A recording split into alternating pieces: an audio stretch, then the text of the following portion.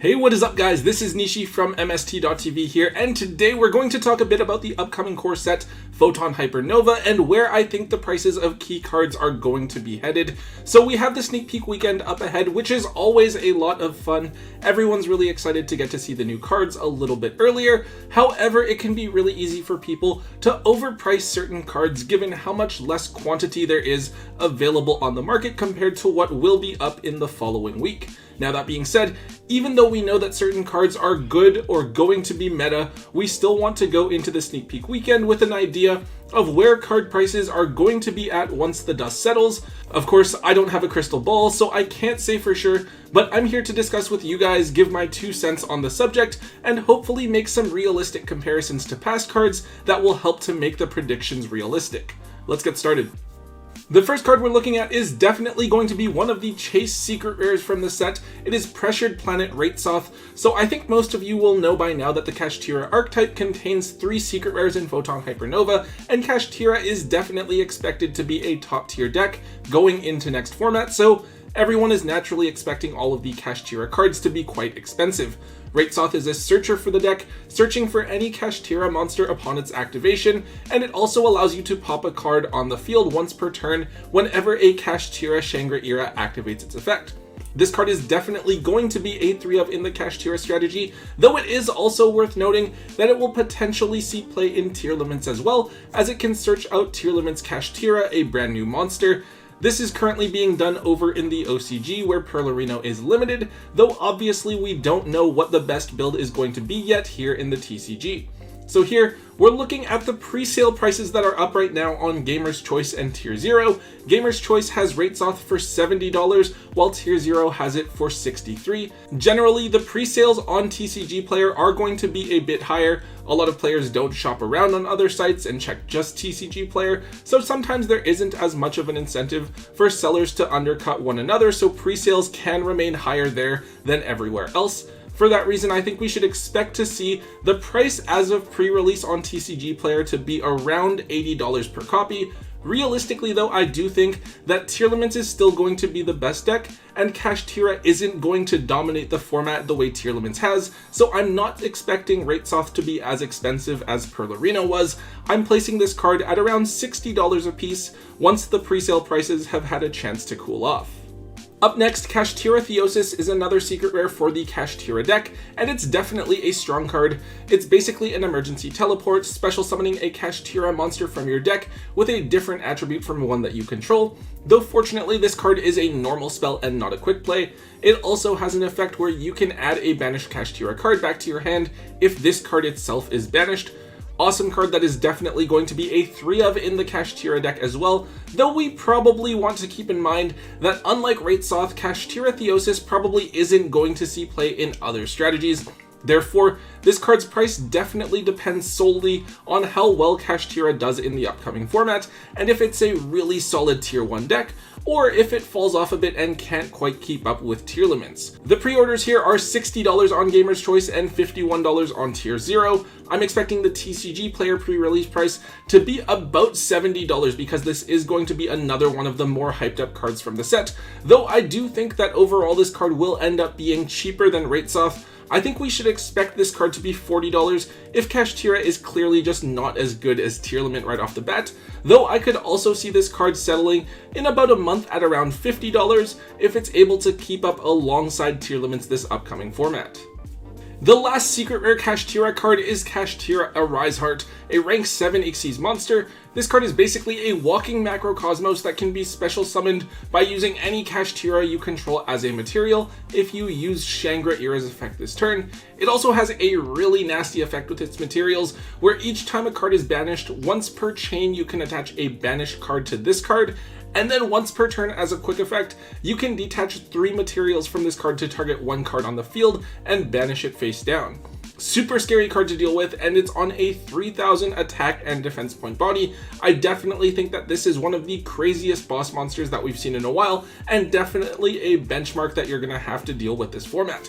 Now, as scary as this card is, I don't think its price is going to be as crazy as the 2 Kashtira spells. This card is only a 2-of in Kashtira generally, and you also only really play the card in the Kashtira deck as well, since you don't generally make Shangri-Ira in anything else, so you can't just cheat out a walking Macrocosmos so easily.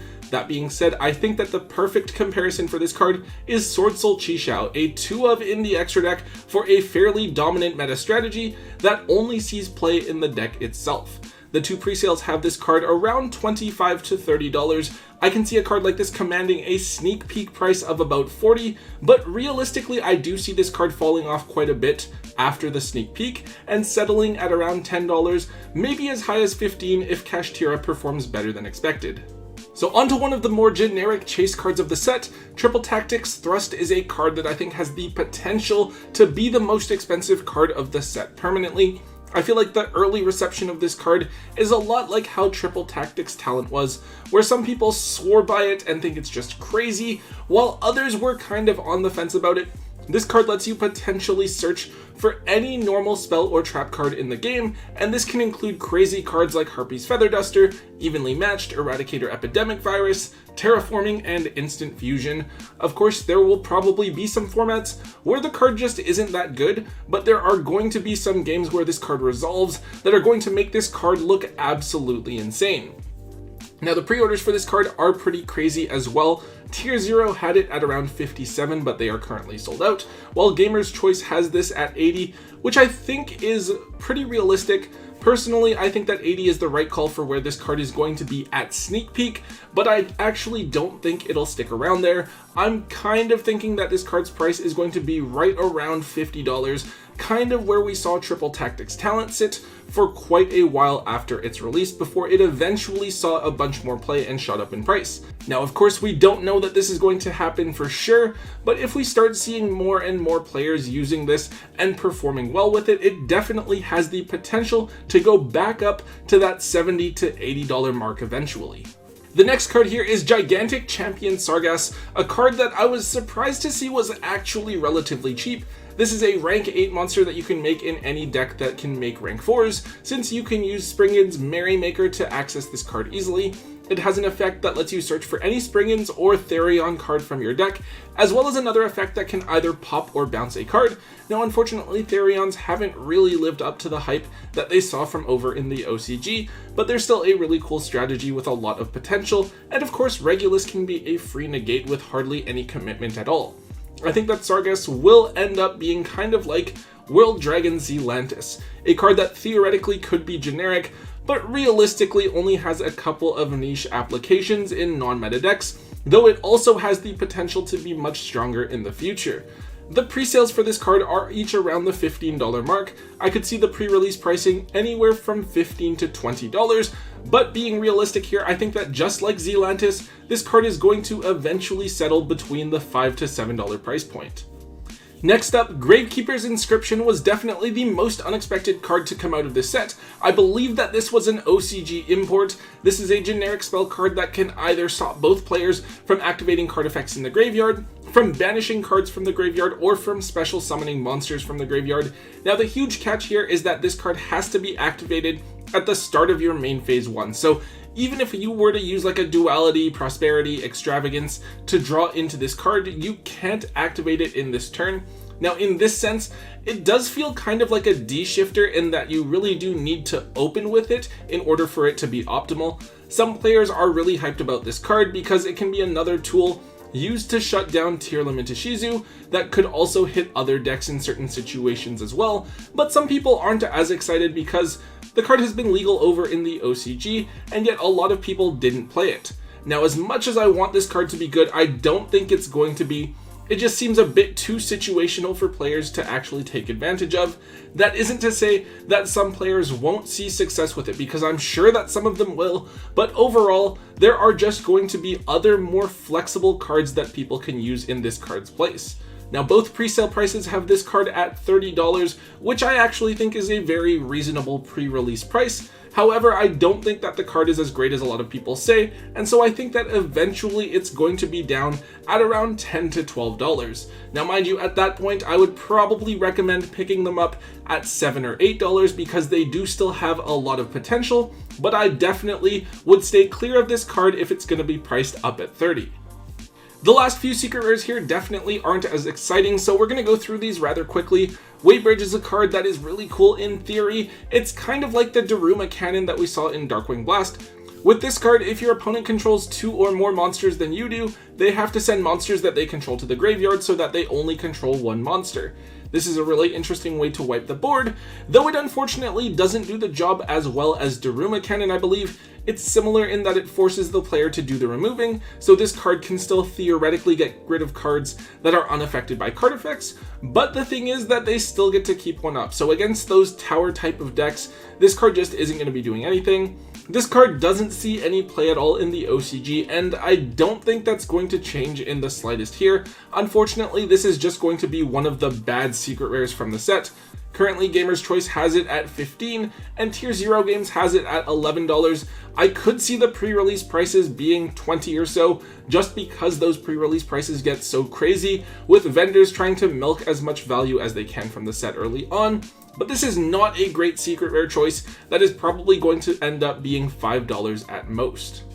Another one of the bad secret rares here, though, I guess if the set is called Photon Hypernova, you have to have at least 1 Photon card be a secret rare. So Galaxy Photon Dragon is a generic rank 4 that lets you either search for or dump a Photon or Galaxy card from your deck, and it also has an effect where you can change the level of one of your light monsters when that monster is special summoned. Overall, yeah, this is not a great card, though. I guess the card does have some pretty cool artwork at least. Also, I was looking up the card, and this card's name is literally like Galaxy Eyes Photon Dragon, but without the eyes. Yet this card clearly has eyes. I don't know what's going on here. But yeah, current pre-order prices are right at around $10. I'm putting the pre-release price according to TCG Player at $15, but I'm expecting this to be a $3 to $5 card as well. Though to be fair, I'm also assuming that the Photon or Galaxy deck isn't secretly getting some support somewhere and isn't going to be a meta-relevant deck. Alright, the last 2 cards here. The first one is Gold Pride Leon. So this is from the newest TCG exclusive archetype, and I think that Konami has hopes that this archetype is going to be good. As I'm sure a lot of you have seen, Captain Carey, another Gold Pride monster, is a Starlight rare in the set, so maybe that's a sign of better cards to come. I really want to like Leon, but with only the 1 wave of support, it's really hard to say just how good this card or this archetype is going to end up being.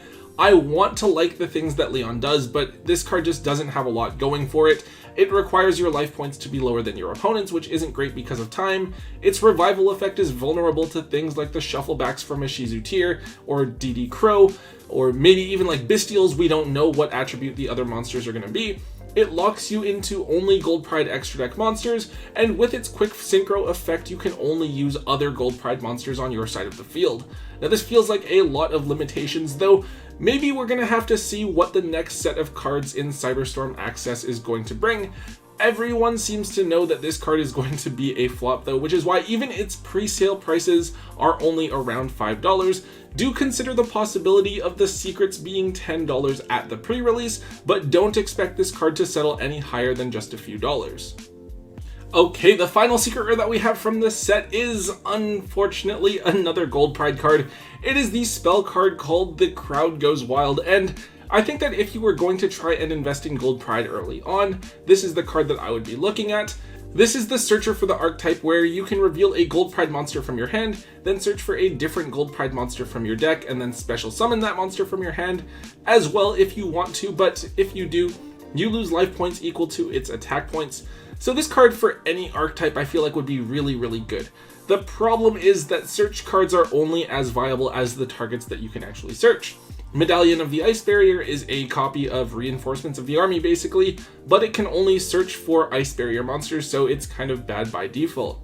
For now, this card's pre-order price is around $10, and I could definitely see pre-release prices being higher than Leon, maybe even being like $12 to $15 for this card, because this is theoretically a card with a ton of potential. However, I think that people will grow impatient and the card's price will drop down to about $5 to $7 a month after its release, though we do want to keep in mind that the card will probably climb up in price again as we get closer to the release of Cyberstorm Access, as players will want to see what potential the next wave of support can bring. Alright guys, that is it for today's episode. I'm really excited for the sneak peek this weekend. I'm actually mostly just looking to pick up my copies of Big Welcome Labyrinth, since I'm still hoping that Labyrinth will be able to do something this format. But I wish you all the best of luck at your respective sneak peeks. I hope that you guys are all able to pull Starlights, or at very least some of the Kashtira cards, or maybe a Thrust or two. Anyways guys, if you did enjoy today's episode, please make sure that you let me know by slamming that thumbs up button for me. Also, make sure that you guys leave a comment in the comment section down below. Let me know what cards from Photon Hypernova you guys are most excited to be pulling at your sneak peeks this upcoming weekend. Also, if you haven't already, do make sure that you hit that subscribe button to get the latest and greatest content from both Tombox and myself. And until next time guys, don't forget to hold on to your MST.TV.